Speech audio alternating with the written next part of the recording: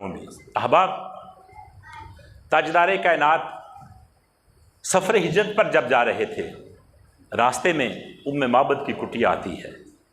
یہ حدیث مبارکہ آپ نے بہت سارے علماء سے سنی ہوگی، بڑی معروف حدیث ہے، لیکن اس میں سے جو میں ایک بات اخذ کر کے آپ کو بتانا چاہتا ہوں، شاید وہ کم لوگوں نے اس چیز پر توجہ دی ہو۔ آپ سفر میں جا رہے ہیں تو تاجدار کائنات کو بھوک اور پیاس لگی، راستے میں معبد کی کٹیا آتی ہے، تو سیدنا ابو بکر صدیق معبد کے دروازے پر جاتے ہیں، ان سے جا کے پوچھتے ہیں کہ آپ کے پاس کھجوریں یا گوشت ہے تو ہم خریدنا چاہتے ہیں۔ معبد کہتی ہے میرے گھر میں تو کچھ نہیں ہے بیچنے کے لیے۔ تو ان کے خیمے میں ایک بکری کھڑی تھی، تاجدار کائنات کی اس بکری پر نظر پڑتی ہے۔ آپ پوچھتے ہیں یہ بکری یہاں کیوں کھڑی ہے؟ معبد کہتی ہے یا رسول اللہ، یہ کمزور ہے، نحیف ہے، لاغر ہے، یہ ریوڑ کے ساتھ چل کر جا نہیں سکتی، اس میں سکت نہیں کہ یہ کہیں چل کر جا سکے، تو یہ بیماری اور کمزوری کے سبب یہاں پر کھڑی ہے۔ آپ فرماتے ہیں کیا یہ دودھ دیتی ہے؟ معبد کہتی یا رسول اللہ یہ دودھ تو نہیں دیتی۔ آپ کہتے ہیں اگر اجازت ہو تو میں اسے دودھ دو لوں۔ معبد مسکرائی ہوگی کہ یا رسول اللہ یہ تو چل نہیں سکتی، یہ تو کھا نہیں سکتی، یہ تو کمزور ہے، اس نے دودھ کیا دینا ہے؟ لیکن معبد کہتی ہے جناب میری طرف سے اجازت ہے، اگر آپ دودھ اس کا نکال سکتے ہیں، اس کا دودھ دو سکتے ہیں تو دو لیں، مجھے اس پر کوئی اعتراض نہیں۔ تاجدار کائنات نے کہا کہ اس بکری کو میرے پاس لاؤ۔ اب سیدنا صدیق اکبر وہ بکری تاجدار کائنات کے پاس لاتے ہیں، آپ نے بسم اللہ پڑھ کر اس بکری کے تھنوں پر اپنا دست پھیرا۔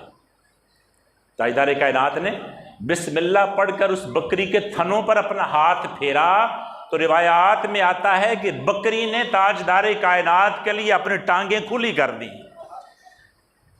وہ جو بکری کے تھن تھے وہ دودھ سے بھر گئے، بکری نے کثرت سے دودھ دیا۔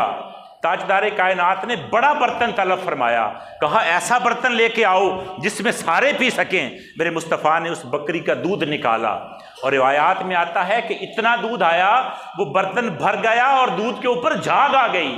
پھر مصطفیٰ کریم نے سب سے پہلے وہ دودھ معبد کو پلایا، پھر اپنے ساتھیوں کو پلایا، پھر بعد میں آپ نے خود نوش فرمایا، پھر اسی برتن میں دوبارہ دودھ دھوا، اور دودھ دو کر وہ معبد کو بطور نشانی دے دیا کہ اس کو اپنے پاس رکھ لو۔ جب معبد کا شوہر ابو معبد آتا ہے تو وہ دودھ دیکھ کر پوچھتا ہے یہ دودھ کہاں سے آیا ہے؟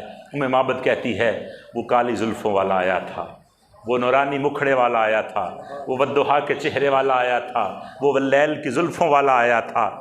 تو ابو معبد کہتا ہے لگتا ہے یہ تو وہی ہے جس کے چرچے دنیا میں ہیں، یقیناً میں بھی اس کی غلامی ضرور اختیار کروں گا۔ معبد اور ابو معبد روایات میں آتا ہے کہ جا کر تاجدار کائنات کی بارگاہ میں مسلمان ہو گئے۔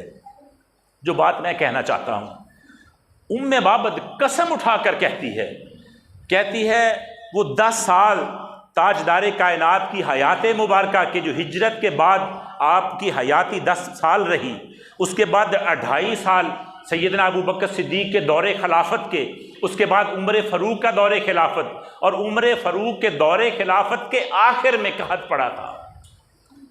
معبد قسم اٹھا کر کہتی ہے کہ جو عمر فاروق کے دور میں آخر میں قحط پڑا تھا، اس وقت جانوروں کو کھانے کے لیے گھاس کا تنکا تک نہیں موجود تھا، جانوروں کی چمڑیاں خشک ہو گئی تھیں، جانوروں کے تھنوں میں دودھ خشک ہو گیا تھا۔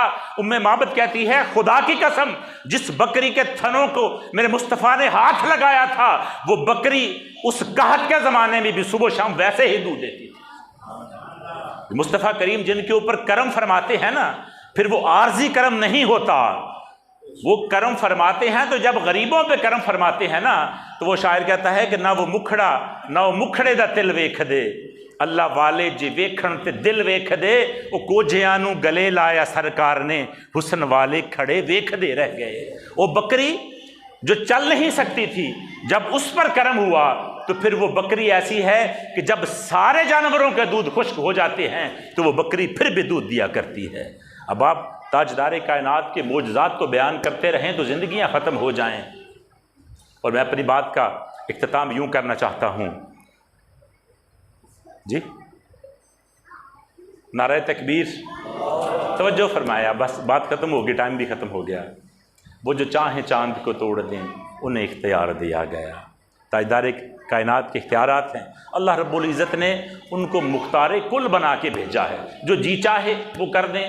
چونکہ اللہ رب العزت نے جب کہہ دیا محبوب یہ تیرا ہاتھ نہیں یہ میرا ہاتھ ہے، تو پھر اللہ کے ہاتھ کے کمالات کون جانتا ہے؟ وہ جو چاہیں چاند کو توڑ دیں انہیں اختیار دیا گیا، وہ پھر اس کے ٹکڑوں کو جوڑ دیں انہیں اختیار دیا گیا۔ اور وہ نبی کی مٹھی کا معجزہ کہ وما رمیتا کہیں خدا، وہ نگاہیں کفر کی موڑ دیں انہیں اختیار دیا گیا۔ اور جو علی کی اثر قضا ہوئی تو وہ وقت پر ہی ادا ہوئی، چھپے آفتاب کو موڑ دیں انہیں اختیار دیا گیا۔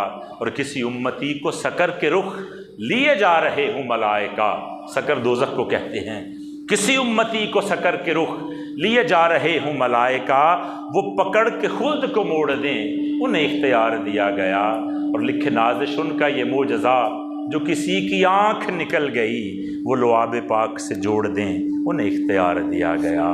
وما علینا الا البلاغ۔